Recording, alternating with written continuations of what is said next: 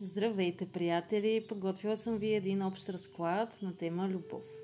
Дали имате партньор, дали търсите такъв, дали може да си намислите конкретен човек, това всичко е по ваш избор. Тоест, ако виждате това видео и в момента много ви касае какво мисли или чувства определен човек за вас, просто се спрете и си изберете карта. Ако пък просто имате нужда от някаква насока на тема любов, нямате си партньор, нямате си някой изгора, но много бихте искали да имате, останете също, защото всеки от вас ще получи понещичко и някакво послание, което би могло да му резонира. Това са вашите избори, намислете си и си изберете карта, тази, която ви влече най-силно, а сега ще разгледаме всяка от тях какво означава. Ако сте избрали номер 1, това е вашето четене. Вижте колко интересни неща се паднаха. Нова любов.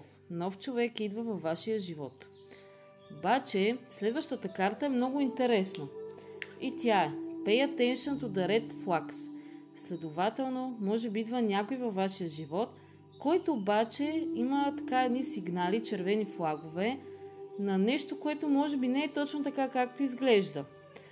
Може този човек по някакъв начин да ви нарани. Може този човек по някакъв начин да крие нещо от вас. Тоест, обърнете внимание на неговите червени флагове. Вижте колко интересно. В същото време има едно forgiveness, т.е. прошка. Може би трябва да простите за нещо на себе си.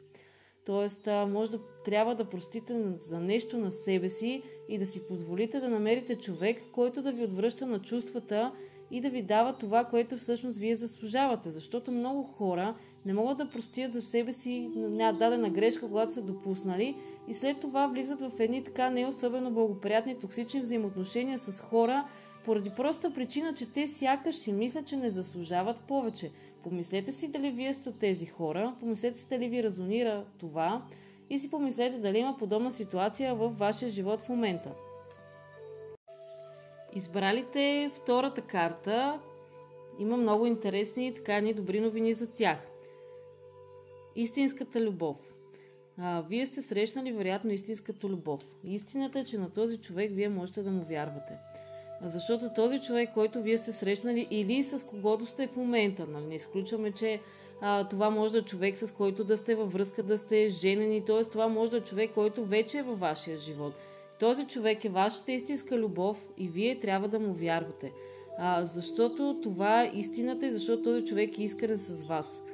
Така че наистина и вие трябва да бъдете искрени с този човек, защото все пак трябва да има двупосочност. Този човек е искрен с вас, вие трябва да му предложите същото. Не е хубаво, когато срещнем един истински чист човек, ние да го лъжем, защото, примерно, в предишни взаимоотношения са ни лъгали, и по този начин ние наистина си докарваме една много отрицателна карма. И едно ангелско послание, и то е големи хубави промени, което е просто супер. Наистина при вас има една много хубава така енергия, т.е. вие сте срещнали истинската любов вече или предстои да я срещнете и в същото време това е човек, на който можете да имате доверие, на който може да му се вярва и той ще ви донесе или вече ви е донесъл едни много големи и хубави промени. И при номер 3 също имаме едни много хубави положителни карти. Тук имаме флирт. Може в момента да флиртувате с някого, може някой да се опитва да флиртува с вас. Така да имате една много приятна комуникация, взаимодействие с един много готин човек, с когото ви е хубаво, с който се чувствате добре, с когото имате така много положителни преживявания и от него усещате една много хубава енергия. И този човек всъщност е вашата сродна душа.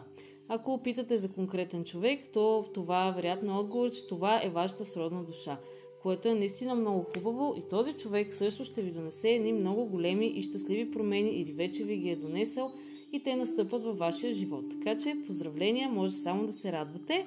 Ако ви е харесало това четене, ако като цяло ви допадат подобни четения, можете да ме последвате.